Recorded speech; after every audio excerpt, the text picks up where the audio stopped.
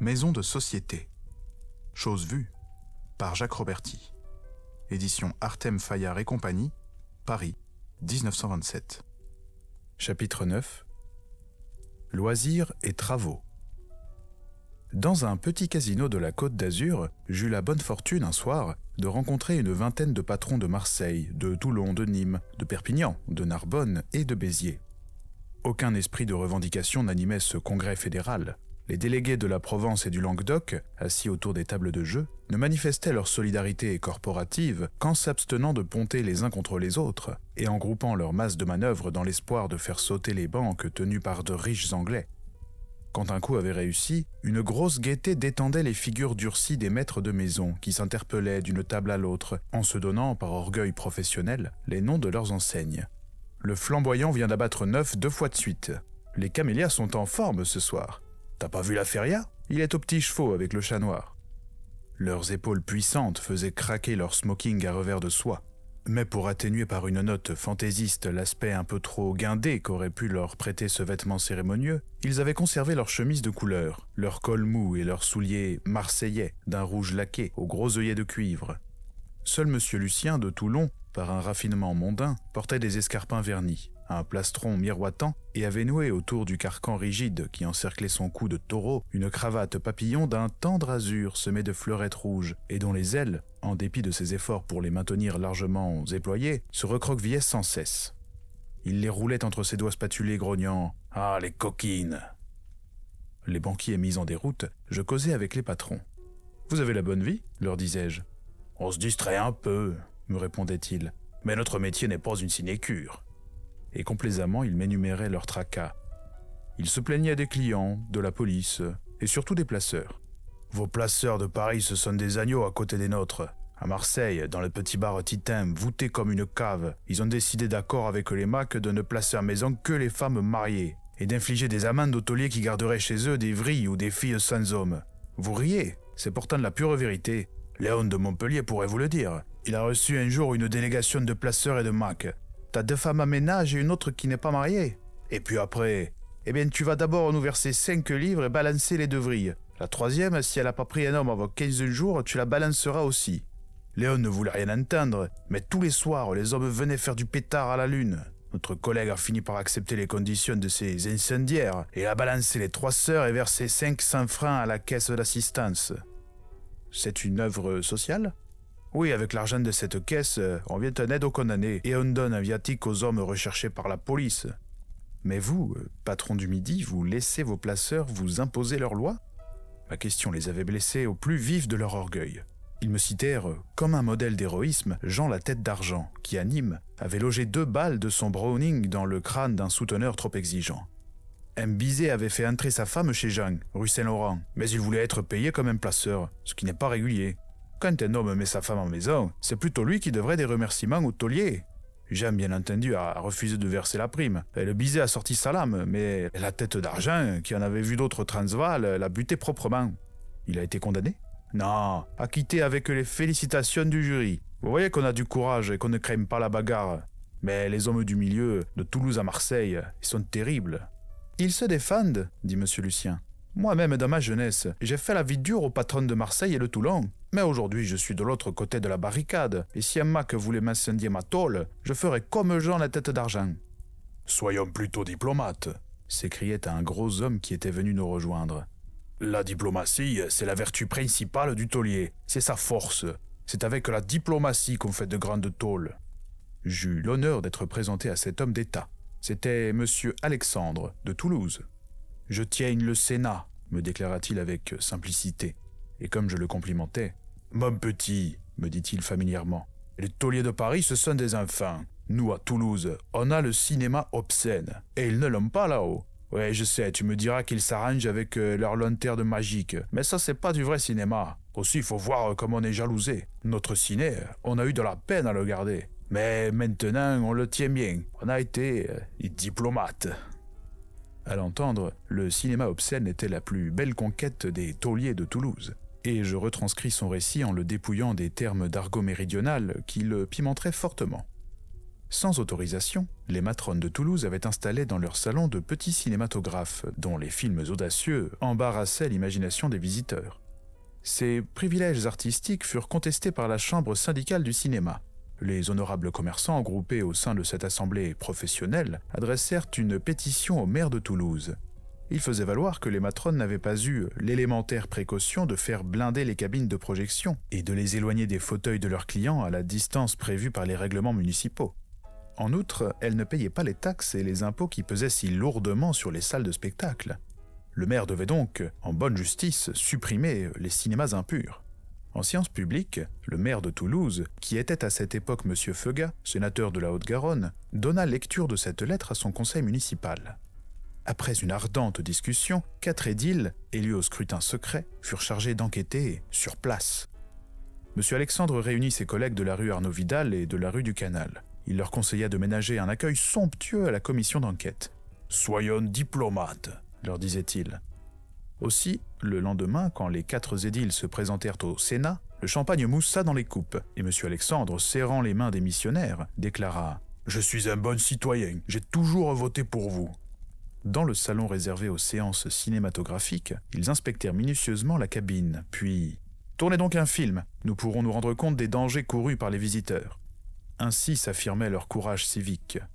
Madame tourna 1 film, 2 films, 3 films, elle épuisa son stock. À 2h du matin, les 4 membres de la commission se déclarèrent suffisamment édifiés. Les femmes de la maison qui avaient revêtu leur livret de gala leur offrirent des gerbes de fleurs, et Madame Alexandre, sur le seuil de la porte, minauda « Vous serez toujours les bienvenus. Ici, vous serez considérés comme des amis et non comme des clients. » Partout, à la préfecture, à l'Élysée, à la présidence, la même hospitalité les attendait. Au flamboyant, s'il faut en croire M. Alexandre, Muguette, à qui étaient dévolus les rôles de petite fille, leur récita un compliment, galamment versifié par quelque obscur François Villon de la rue du Canal, amant d'une grosse Margot. Aussi, le rapport des enquêteurs fut-il favorable aux matrones, et un arrêté municipal consacra solennellement l'intronisation de l'art muet dans les maisons de société. « Le cinéma nous rend vraiment de signalés service », me déclara M. Alexandre après qu'il m'eut raconté cette histoire. « Les films nous coûtent cher car c'est la spécialité, mais on en regagne vite le prix. Si jamais tu passes par Toulouse, je te conseille de venir me voir, je te donnerai une séance à l'œil. » 15 jours plus tard, je me présentai au Sénat de Toulouse. M. Alexandre tint promesse et j'eus la primeur d'un film, Rêve d'opium, d'une banale obscénité. Après le dernier épisode, la matrone projeta sur l'écran cet avis. « Et maintenant, messieurs, la réalité vous attend ici avec les caresses de nos dames. »« C'est l'invitation au voyage, » me dit M. Alexandre. « Avec le ciné, plus de flanelle dans les maisons. » Et en homme de progrès, il ajouta sentencieusement « Ah, la science, c'est une belle chose, on ne peut pas nier ses bienfaits. » Quand ils viennent consulter leur placeur à Paris, les patrons de province ne manquent jamais de se rendre près de la porte Saint-Martin, dans un café placé sous l'égide d'un vieil ordre militaire et religieux, s'il faut en croire son enseigne. Quelques modernes paladins qui s'assemblent là, autour des guéridons et du comptoir de zinc, sont peut-être hantés encore par le souvenir des croisades. Ils parlent des lointains pays où ils ont soutenu de durs combats. Mais si on prête mieux l'oreille à leurs propos, on comprend que toutes leurs expéditions n'ont eu pour but que de fonder des maisons de société in patribus infidelium. Ce modeste café, c'est le trait d'union entre Paris et la province. Les plus puissants patrons de Paris ne dédaignent pas de s'y rencontrer avec leurs collègues de Mamers, de Saint-Dizier ou de Brive-la-Gaillarde. Ils les interrogent sur les ressources de leur contrée. N'y aurait-il pas une maison à vendre chez eux? Ils sont acheteurs et payent comptant.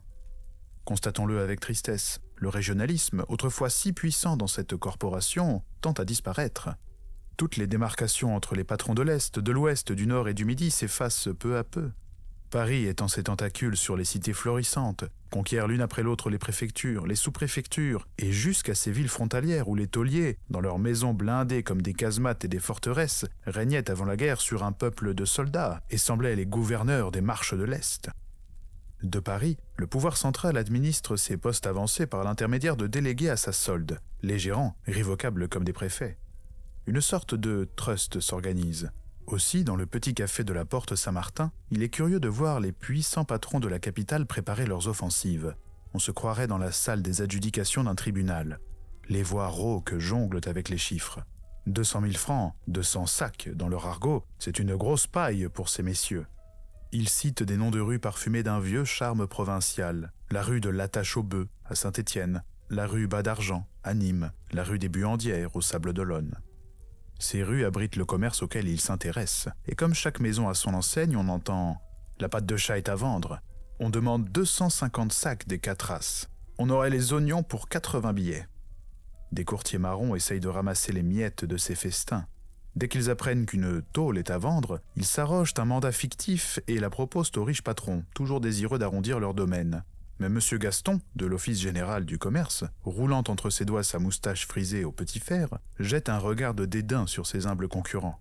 « Du vent, du bluff, dit-il. Voilà un malheureux qui offre la pâte de chat et c'est moi qui ai l'option sur cette affaire. Demain, j'amène un acquéreur de Nantes et j'espère bien que dans les 48 heures, le contrat sera signé et ma commission encaissée. » Le paisible M. Baptiste se sentit, un jour, humilié dans sa dignité provinciale. À côté de lui, 2 collègues de Paris disposaient à leur gré, comme des fiefs leur appartenant déjà, des meilleures affaires de sa rue. Je te laisserai le 10 et je prendrai le 8. Abattant son poing fermé sur une table, M. Baptiste leur lança cette apostrophe enflammée. « Vous arrivez avec votre pèse, 500 000 de plus, j'achète. Alors quoi, vous voulez nous coloniser ?» Là aussi, des courtiers en publicité proposent aux patrons de province des cartes réclames, des jetons en carton doré, car tout maître de maison qui se respecte doit avoir son faux louis d'or, orné d'un coq très gaulois et portant en exergue l'adresse de son établissement, ou son bristol prometteur de voluptés discrètes et hygiéniques. Sur les tables, les courtiers éparpillent glorieusement leurs échantillons, et d'après le guide rose, je donne des facsimilés de 2 cartes. Spécimen courant. Confort moderne, salon particulier, discrétion, ouvert toute la nuit, hôtel Renaissance, 15 rue de la Gaillette, au Maroc, téléphone 53, Longuillon. Carte avec adresse détachable. Allons-y, compagnie des Divans-Lits, Madame Charlotte, 9 rue du Rempart, Meaux. Meaux, 9 rue du Rempart, aller et retour, toute classe pour le ciel. Un numéro qui a le don de toujours exciter la verve des commis voyageurs orne en règle générale ce billet « pour le ciel », comme il est dit. Chaque patron examine longuement ses cartes. Il en est qui sont illustrés d'une femme demi-nue, d'un chat noir, d'un petit amour puisant des flèches dans son carquois. Quand la gravure est choisie, il s'agit de trouver une légende originale. « Vous mettrez bon vin et bagatelle sous mon amour », dit un patron. Et un autre, « au-dessus de mon chat noir, à l'idéal ». Parfois en veine de générosité, le maître de maison commande 500 ou 1000 petits miroirs de poche qu'il offrira aux clients sérieux. « Naturellement, avec votre adresse au verso ?» demandait un courtier à M. Baptiste. « Rien du tout. » Et comme le courtier s'étonnait de cette dérogation aux usages, « Vous comprenez, expliqua M. Baptiste, c'est un cadeau que je veux faire aux messieurs bien. Ça les gênerait d'emporter dans leur poche, où leurs épouses pourraient le trouver, un miroir du Bobinard. Tandis que comme cela, sans indication, ils pourront l'offrir à leur tour à leurs dames ou à leurs demoiselles. » Les patrons de Paris ont aussi leur carte de publicité. Un jour, Tonio le Corse, sur la place de l'Opéra, lançait, du geste auguste du semeur, un fin bristol dans chaque taxi qui passait. Il ne récolta qu'une peine disciplinaire. Le préfet de police ordonna la fermeture de sa maison durant 3 jours. Dans un petit bar du faubourg Saint-Martin, les patrons de la Chapelle et de la Villette jouent à la belote et à la passe anglaise. Tout ébloui de sa rapide fortune, un ancien croque-mort, qui tient le premier fleuri, se hasarde parfois jusqu'au boulevard Saint-Denis. Il sait que plus loin, dans les riches cafés, ses opulents collègues du 2e, du 9e et du 8e arrondissement se réunissent chaque soir. Il a le désir d'aller les retrouver, mais une sorte de crainte le retient. Lentement, il retourne au petit bar. Il ouvre un portefeuille gonflé de billets de banque pour payer ses modestes consommations. « Tu voudrais aller dépenser ton pèse avec les esbrouffeurs ?»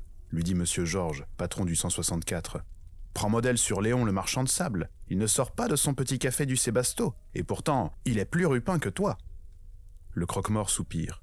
Il songe aux dures années de labeur. Il revoit le cimetière du Père-Lachaise. Il entend le lugubre son des pelletées de terre tombant sur les cercueils. Aujourd'hui, dans sa maison du boulevard de la Chapelle, 12 filles travaillent dur pour lui, sans se plaindre d'avoir pour dortoir de froides cellules, mansardées, pauvrement éclairées par des vasisdas à tabatière. Il gagne beaucoup d'argent. « J'ai une bonne tolérance de quartier », dit-il. Mais ses ambitions ne seront jamais satisfaites.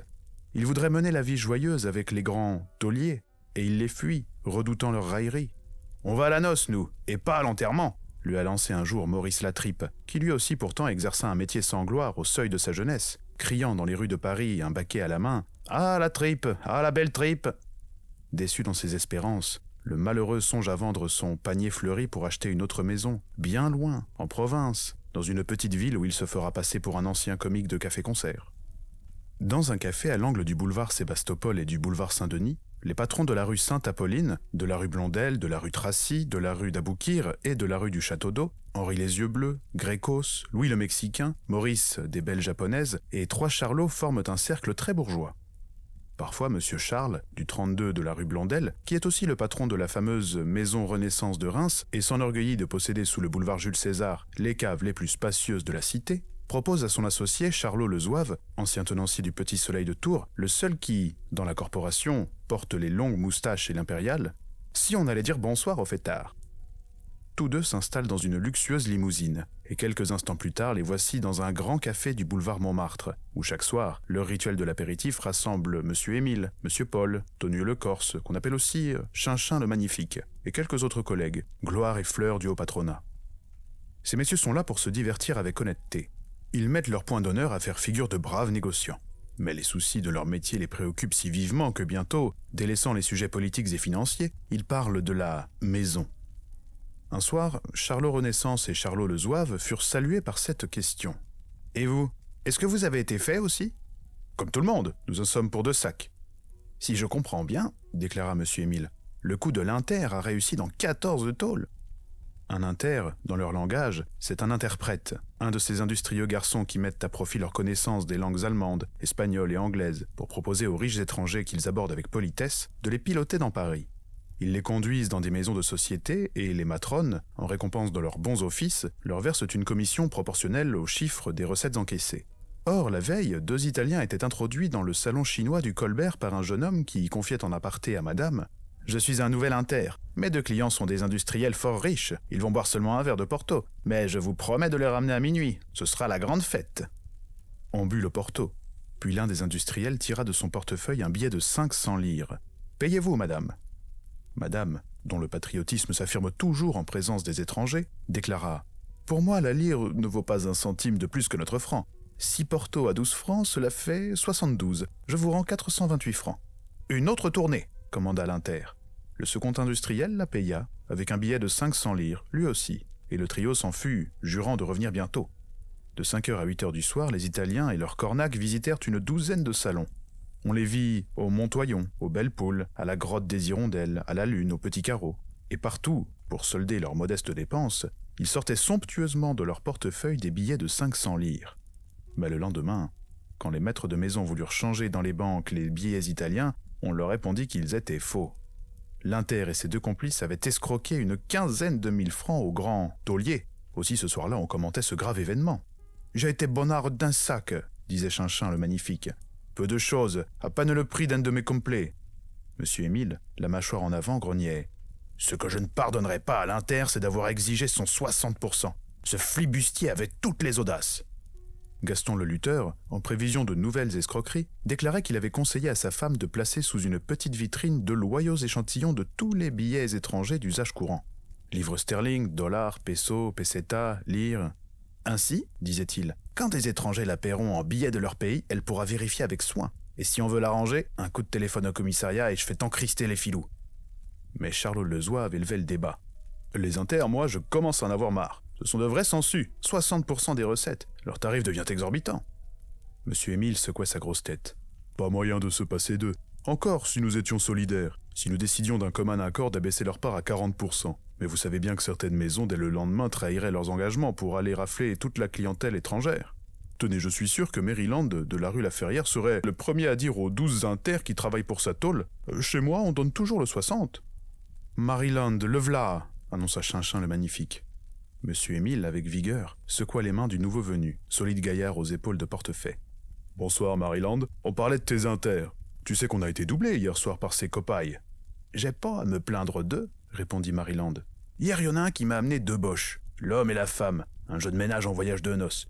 Ils ont laissé 4 sacs dans la tôle. L'Inter a eu ses 2400. »« C'est exagéré. »« Mais non, 2 Français, pour le même travail, auraient dépensé à peine un sac. Moi, les étrangers, je les fusille. Je suis nationaliste. » « Maryland, reprit M. Émile, t'es un homme. Je le disais tout à l'heure aux amis, on peut toujours compter sur toi. » Cet hommage spontané toucha le cœur de Maryland. « J'offre une tournée. » On trinqua, et M. Émile, revenant à ses inters, les foya encore. « Des copains, je le répète, des hommes qui ont roulé partout, qui ont été marchands de viande aux Amériques sans pouvoir mettre 4 sous de côté pour monter une tôle. Des parasites. »« Un bon inter, répliqua Maryland, te fait gagner plus de pèse que 12 annonces dans les journaux. » M. Paul de la rue de l'Arcade souriait avec mépris. « La publicité dans les journaux galants, je n'en ai jamais voulu. Ma maison est universellement connue. Les souverains de passage à Paris la visitent incognito. »« C'est comme moi, faisait Chinchin le Magnifique. Ma maison marche sans publicité. Et entre nous, je trouve que certains de nos confrères vont un peu fort.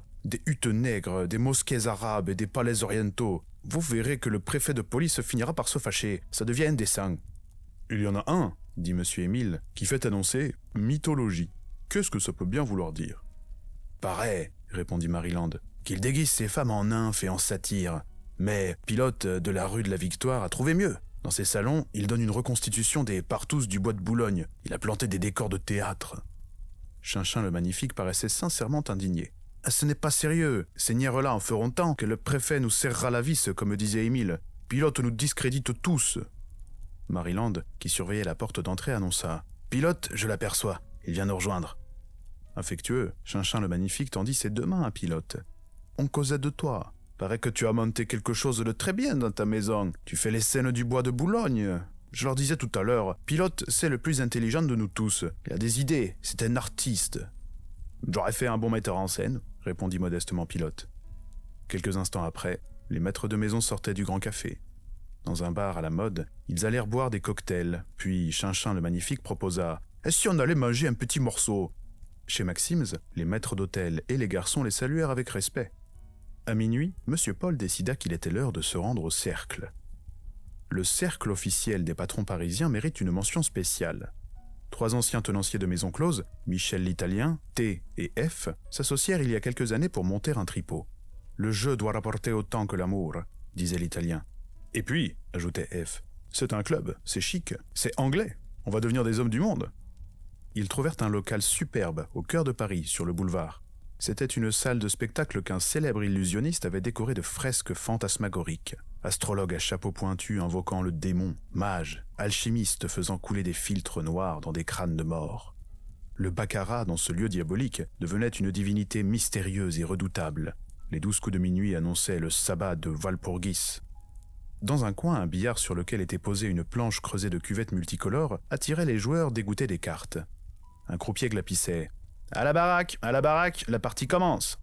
Il poussait une bille, annonçait « L'étoile rouge a gagné, on paye 5 fois la mise. À la baraque, messieurs, à la baraque !»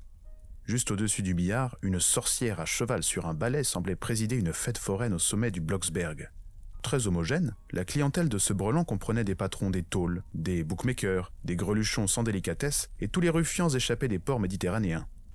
Parfois des rabatteurs poussaient, au milieu de cette cohue d'hommes rompus à tous les vices et prêts à toutes les ruses, des provinciaux candides, notaires, bonnetiers ou bandagistes. Et en moins d'1 heure, ils étaient dévalisés, ratissés. Mais du moins, ils avaient l'orgueil, revenus dans leur petite ville, de raconter aux habitués du café du commerce qu'ils étaient membres du club le plus fermé de Paris. En 1924, l'Italien et ses 2 acolytes, leur immeuble étant exproprié, firent des mélancoliques adieux à leurs démons, à leurs sorciers, et aussi à un symbolique Robert Macaire, qui faisait rouler 3 dépipés sur un tambour.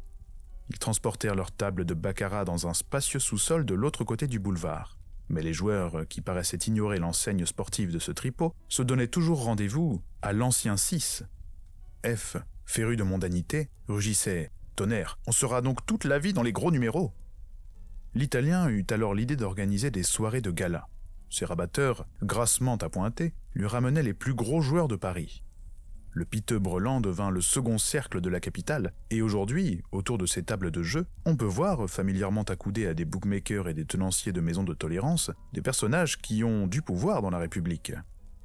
Ce soir-là, M. Paul, de la rue de l'Arcade, ancien commis-voyageur en parapluie, ancien tenancier du Grand Neuf, de la rue des Moulins à Nancy, salua dans le salon du cercle 2 excellences, un ancien ministre de l'Agriculture et un ancien ministre des Finances, serra chaleureusement la main du chef de cabinet d'un sous-secrétaire d'État et entra, escorté de 3 collègues, dans la salle de jeu. Un murmure flatteur l'accueillit. Un modeste chemin de fer circulait languissamment autour de la table verte émaillée de jetons rouges et blancs, comme une prairie fleurie de marguerites et de coquelicots. Des pontes, sans audace ou décavées, ravitaillaient maigrement ce pauvre train de banlieue qui s'arrêtait, essoufflé, et repartait qu'à un quart. Un vieux reître, moustache hérissée et yeux flamboyants, le cou serré dans une cravate de cheval, jetait en rugissant des jetons de 100 sous sur le tapis. Cependant qu'un médecin marron, condamné pour trafic de cocaïne, un publiciste sans journal et un vieillard, dont la tête branlante s'ornait d'une invraisemblable perruque rose, attendaient prudemment d'avoir la main pour miser. Monsieur Paul eut une moue de dédain. « La partie n'est pas forte ce soir, » dit-il au commissaire des jeux. « Je préfère m'en aller. » Mais le commissaire s'empressait. « Avec vous, monsieur Paul, la partie va changer. Je vais liquider tous les tunards. » Un quart d'heure plus tard, le baccarat faisait rage. Les joueurs décavés avaient cédé leur place à des personnages plus grandioses. Un danseur montmartrois, svelte dans son habit noir et qui mordillait une rose, et un bookmaker dont le cou de taureau émergeait d'une chemise réséda, sans faux col, encadrait un jeune prince roumain aux cheveux bleus et soyeux comme une nuit d'été. Monsieur Paul, qui s'était associé avec Chinchin le Magnifique, taillait à banque ouverte, et les tunards, expulsés de la table sainte, debout derrière lui, saluaient chacune de ses victoires et de ses défaites par un bourdonnement joyeux ou des plaintes, formant ainsi une sorte d'orchestre dont le croupier, avec sa longue palette sans cesse agitée en l'air, semblait rythmer les allegros et les lamento. Bientôt la chance, comme une amoureuse, ne quitta plus Monsieur Paul, et les jetons, semblables à des corolles fauchées, s'entassaient devant lui. À 2 heures du matin, il gagnait 100 000 francs. « Il y a une suite », annonça-t-il. De son butin, il emplit une profonde corbeille, et appelant Tonio le Corse, « On l'est doré ce soir, mon pote, viens faire le partage !» Et Tonio, pour mériter son second surnom de Chinchin le Magnifique, distribuait aux tunards des jetons de 500 francs. « Tiens, va manger un petit morceau, toi. Toi, c'est pour t'acheter un nouveau complet, et toi, pour offrir une robe à ta petite. » Mais Monsieur Paul résistait aux sollicitations du vieux reître, qui lui demandait 1000 francs, lui offrant en garantie un chronomètre rouillé.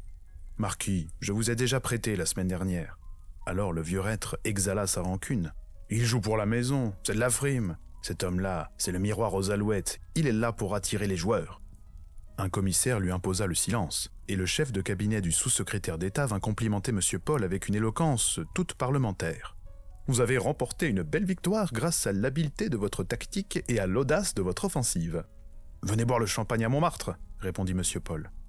Et à 3 heures du matin, comme les 4 maîtres de maison et le chef de cabinet du sous-secrétaire d'État descendaient, place Pigalle, d'une luxueuse torpedo, l'ancien croque-mort, qui tient le panier fleuri à la chapelle, les aperçut de la terrasse d'un petit bar. Il tendit ses muscles et son courage, alla droit à eux. « V'là le fossoyeur », ricana Monsieur Paul. L'ancien croque-mort, affreusement humilié, fit volte-face, arrêta un taxi qui passait, jeta au chauffeur « Au 8, boulevard de la Chapelle », s'effondra sur les coussins, et comme la voiture démarrait, se redressa pour lancer à ses collègues cette injure qui lui semblait énorme. « Tas d'hommes du monde !» Fin du chapitre. Je vous rappelle que ce podcast est réalisé en toute indépendance et sans publicité. Je vous invite donc, s'il vous a plu, à le soutenir en vous rendant sur la page Tipeee dont le lien est en description ou en le partageant autour de vous. Je vous donne rendez-vous très bientôt pour le prochain qui s'intitule « Les hommes du voyage ».